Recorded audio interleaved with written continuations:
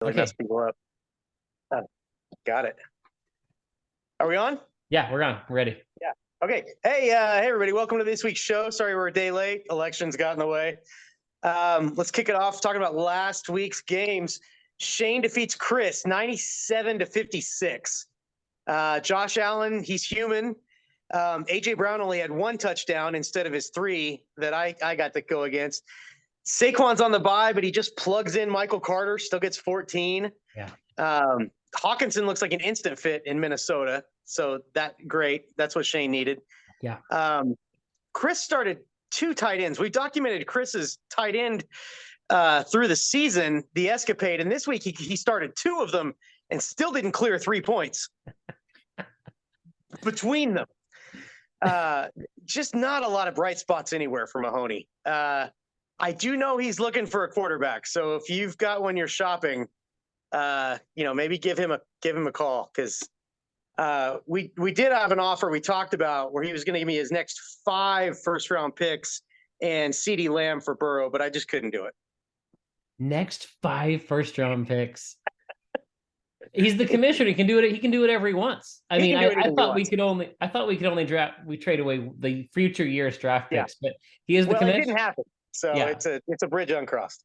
It's not often that someone doesn't have an injury and can't get to 60 points. But after losing this week and looking at Chris's schedule, looking at Shane's schedule, I would have beat Shane this week. Obviously, I got a loss this week. We'll talk about it later. But Chris, 56 points. I don't know. I feel like a mantle from Brad has been passed upon Chris, and I feel like he's living into that. Or is it just the commissioner is just too much of a burden, and he just can't? He doesn't have enough brain power left for Mahoney. I don't know. And you know what? It's a great question. Yeah. Who can tell? Nobody. Aaron defeats John 118-85. Pharisees go down. At 1:30 p.m., I had 91 points. That's a feeling you don't get very often. Do you mean 12:31? Do you mean 12:31 Central Time? No, I mean 1:30 p.m. Okay. So about halftime, getting near to halftime. But okay. Yeah, already at 91. How many running backs in the history of RT Sports have cleared 50 points? Do you know? Oh, I've not looked this up. I don't know. I don't know either. I just feel like, the Bengals, 5 touchdowns. 5 touchdowns from Mixon. You obviously saw him do the 1, 2, 3, 4, 5. Oh yeah. Yeah. I was thinking back. This is, I think, top 3 running back games for me, because I can remember the other 2. Okay. There was a Sunday night football game. I was living with Chris, and Sean Alexander had 5 touchdowns. And I remember just dancing all through 4,200, just being so excited. And then one year in the 2013 playoffs, Jamal Charles dropped 5 touchdowns on Kenny. Okay. And that was in the playoffs. So that's probably my number 1. But This is very satisfying. I mean, Mixon's been mediocre. And just to get this and finally be like, okay, good. He is still capable. That felt good. Oh. Yeah. On the other side, just a second. Before you go on, I do feel like I want to share my screen real quick, because I took a picture from. Now, does that show up here? Can you see that? Yeah. I took this picture from SportsCenter of the night. How many players since the modern era have scored 5 touchdowns and had 200 yards? So you had Sean Alexander in 2002. Yeah. Joe Mixon and Jamal Charles. So of the 6 times this has happened in the Super Bowl era, you've had 3 of those players on your fantasy team. Well, and technically I have a 4th one right now.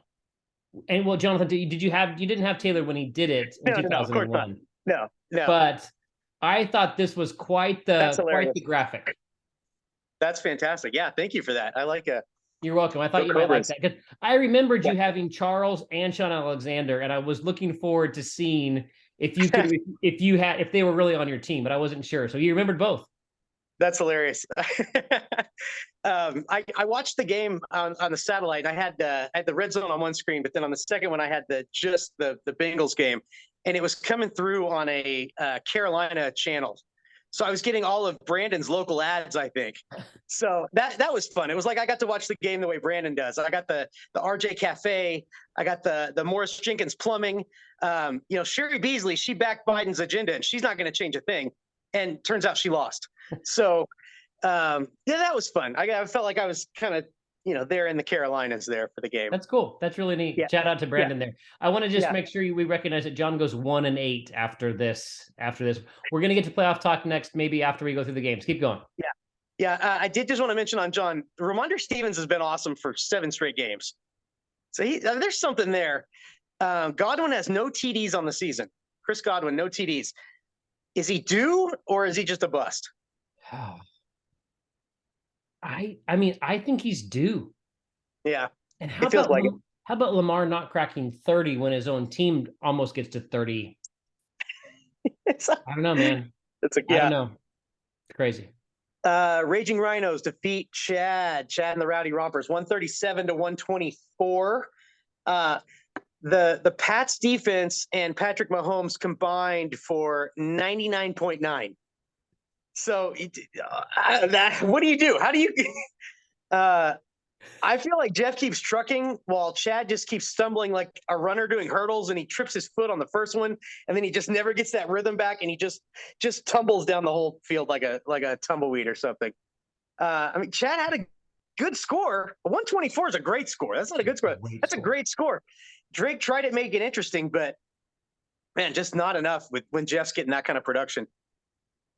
No, it just the defense. I mean, what a day! What a day for Jeff. But the Rompers with 124, Devontae Adams and Justin Jefferson, 2 of the most elite wide receivers in the game, and have 3 and 6. I mean, it's just what we've all said for years. It's just Tom Brady's a loser.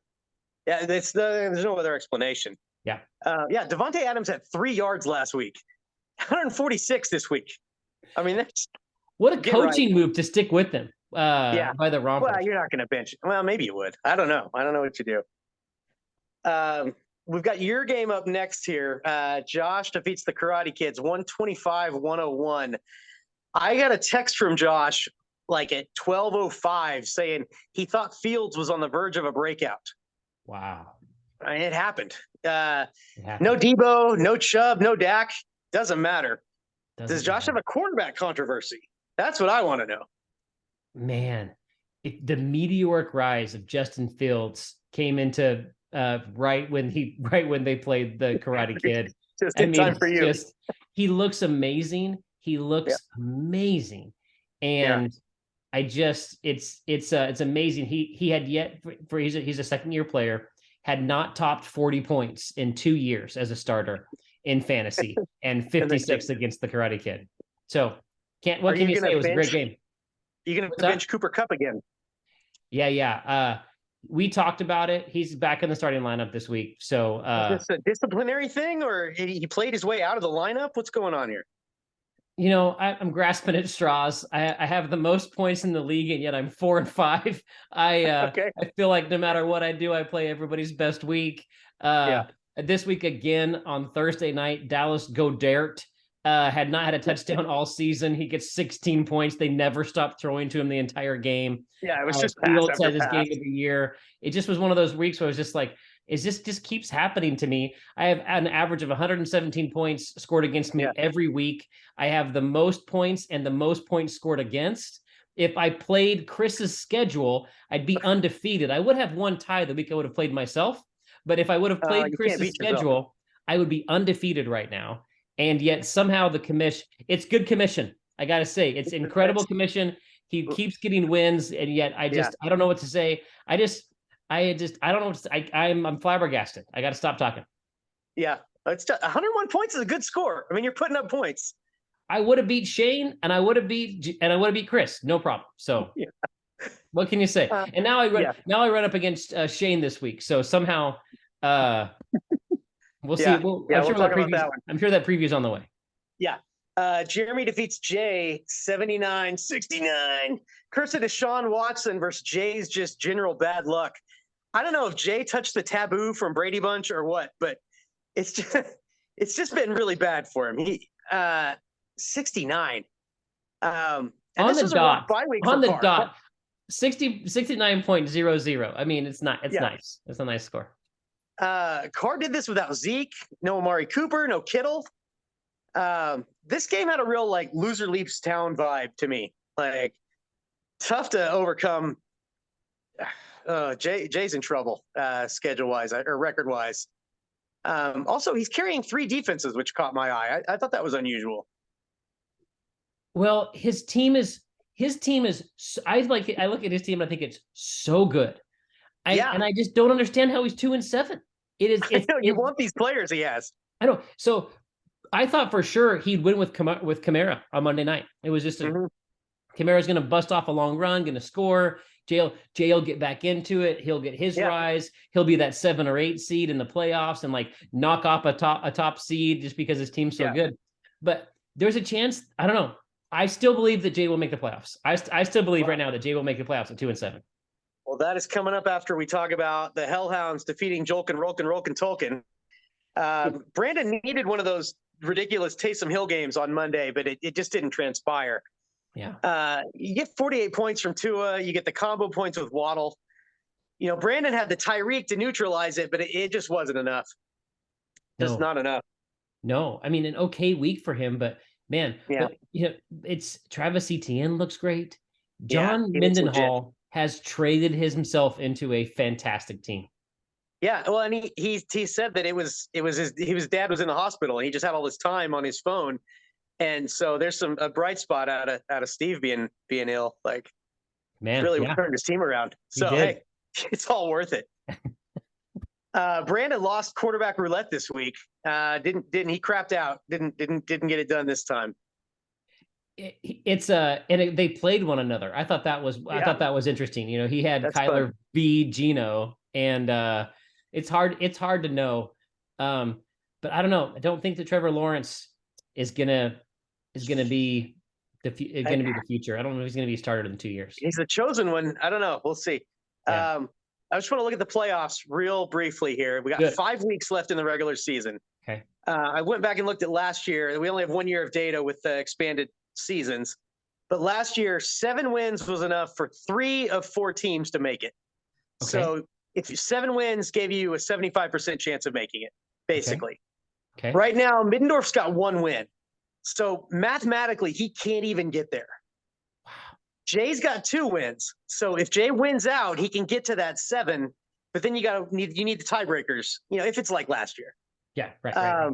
Chad and Chris, they're both 3 wins each. So they got their work cut out for them. If the playoffs were today, no Chad, no Chris, no Middendorf, no Jay. Wow. Now Shane has 9 wins. He's already won the division. Wow. So I don't know what to make of that. It's probably a record with 5 weeks left to play to win the division, but I don't know. Jeff's got 8 wins. His division's tight, so he's going to make the playoffs. He's in great shape. Jeff's 7-2. He's got close to 8 wins. Yeah. Oh, I thought Jeff had. Okay, yeah. And then we got the Karate Kid, the Dude Abides, and the Hellhounds. You guys all have 4 wins. If we think you need 7, you got to go 3-2 over these next 5 weeks. Everybody else that's in that 5 and 6 win range, it's kind of just a take care of business and you're in. Yeah. Don't screw around too much and you're out. So yeah, but it's getting close there. 5 weeks, not a lot of time to right the ship if you're floundering.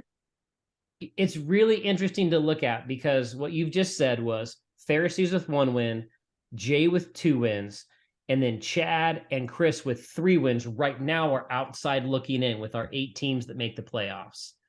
I'm predicting that Jay will jump out of that, even though he has 2 losses. I think his team is good enough. I don't want to predict who's going to drop out, but you have to run the table. He's going to have to run the table. But the fun part about this is that someone can clip this later, turn it into a video, and see what happens with our predictions being terribly wrong. But it's interesting right now to mark this marker after 9 weeks. Here we are looking at week 10. So who do you think he take? Does he take your spot? I really don't want him to. Brandon? I mean, not Brandon. Jeremy? Probably Jeremy's team. I think he overtakes Jeremy Carr But here's the deal. Maybe he overtakes somebody else because does Deshaun Watson back week 12? I think he's got 2 more weeks without him. Okay. Week 10 and week 11, and then he's back week 12. I think so. Oh, it's going to be the story of, I think Chad put up a poll about story of the year. Jeremy Carr, if Jeremy Carr is able to make the playoffs with Deshaun Watson, that's going to be quite the story of the year, I think. It's going to be really fun. Yeah. So I'm predicting Jeremy Carr, the curse of Deshaun Watson, drops him out, and Jay has the rise to replace him. That's my prediction. That would be exciting. Did you have any trades or picks or anything you wanted to talk about? No, I don't. All right, let's look at next week. Brandon versus Chris. So Brandon currently leading the division, trying to hold control of that, but it's his to keep a hold of. It's really tough to see a path to victory for Chris. He's got some favorable matchups. Josh Jacobs got the Colts, CeeDee Lamb's got the Packers, but I don't know.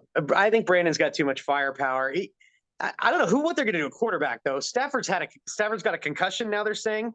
I don't know how they could tell if he's out there playing what the difference would be. But then Kyler's got a hamstring. I don't know. It's real interesting to see who they're going to go with. I hope that they're both healthy because it's that rare matchup where you get both quarterbacks in the same game, which I just find delightful. Yeah. Well, and Stafford has already played the Cardinals once this year, and the Rams and Mahoney both got the win that week. So maybe that's Chris's path. I don't know. Also, Brandon starting the Arizona Cardinal defense against potentially Stafford, which is just means every interception is like 6 points for Brandon. So I like that.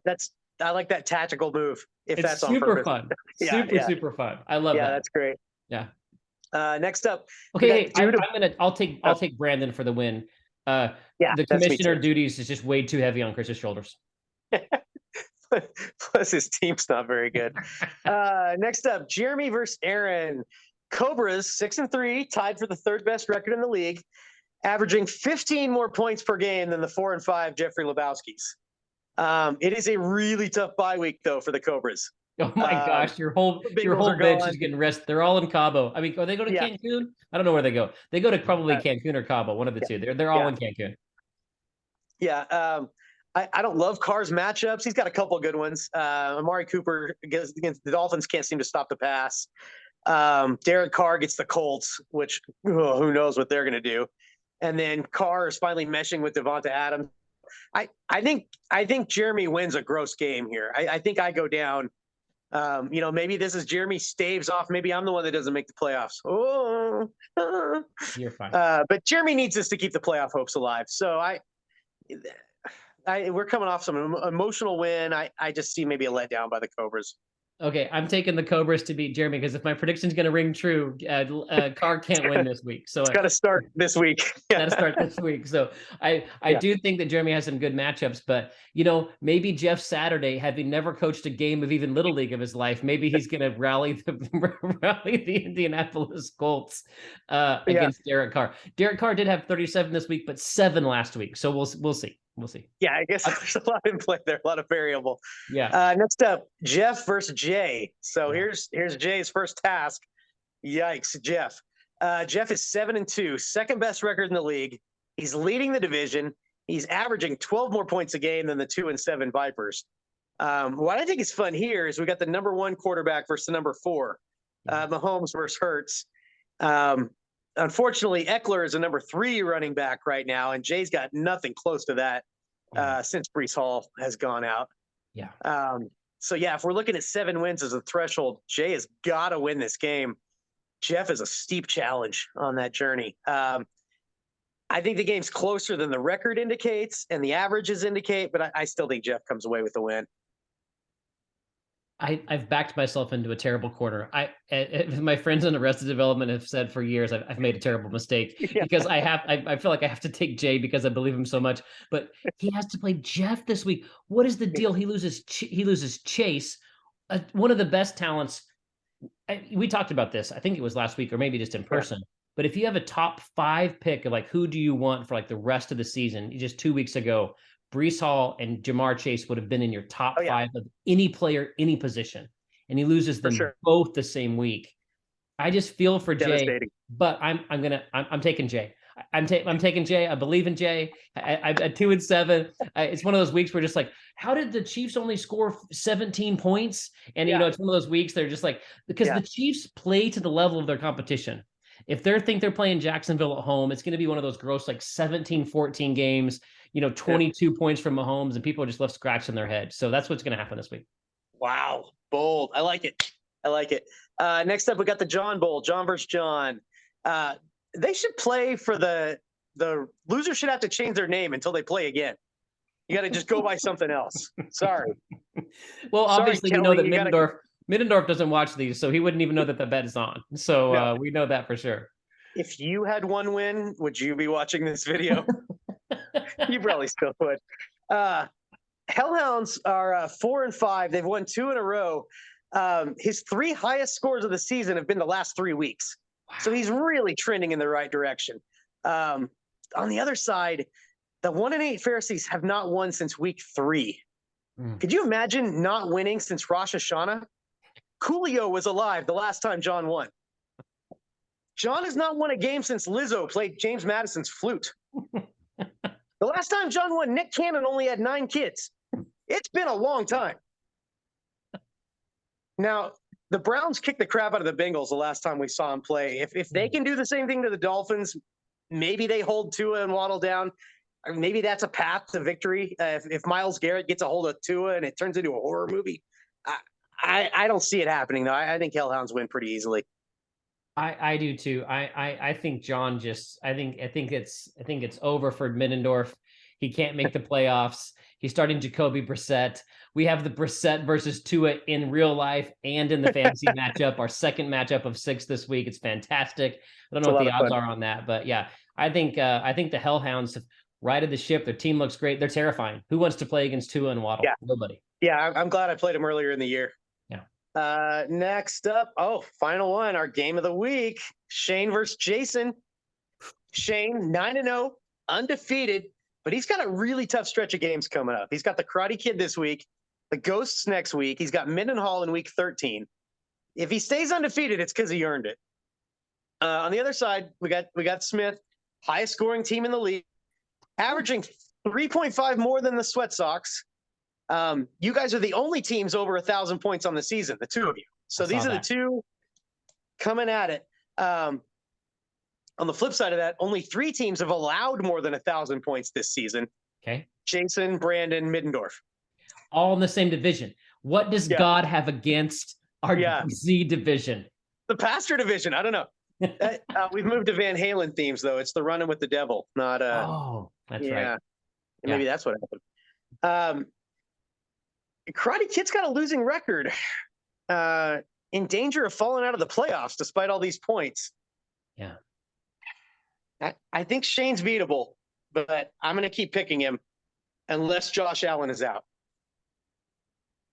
Well, if Josh Allen's out, the Karate Kid goes against Aaron Rodgers, which would be so satisfying. It'd be amazing, man. Like I'd have to stitch the jerseys together. I've got my Rodgers jersey and my Herbert jersey. You cut them in half, stitch them together, create 2 different jerseys, one for me to wear, one for Katie. It would be an amazing thing. I don't know. I will say this. I'm gonna pick myself to win, even though I'm obviously terrified of Josh Allen. I mean, I'm terrified of the Josh Allen, Saquon 9-0 Shane. Man, I know Shane watches the show. I don't know if there's any sort of wager he's interested in wagering, but if you're interested, post something on the message board or give me a call. It's a big week. 9-0. Here's the deal. I think I'm going to pick myself to win because I'm never going to pick against the team that leads the league in points. But I'll say this: I think the only time we've ever had someone go undefeated was the year that you were going to go undefeated, but you lost on purpose in week 13 before the playoffs started because you lost on Brad. You benched your starters, lost to Brad to set up the matchup that you wanted. And did you win the title that year? No, I lost because of that matchup. Thank you. I remember that you tempted fate by throwing week 13 to not be undefeated.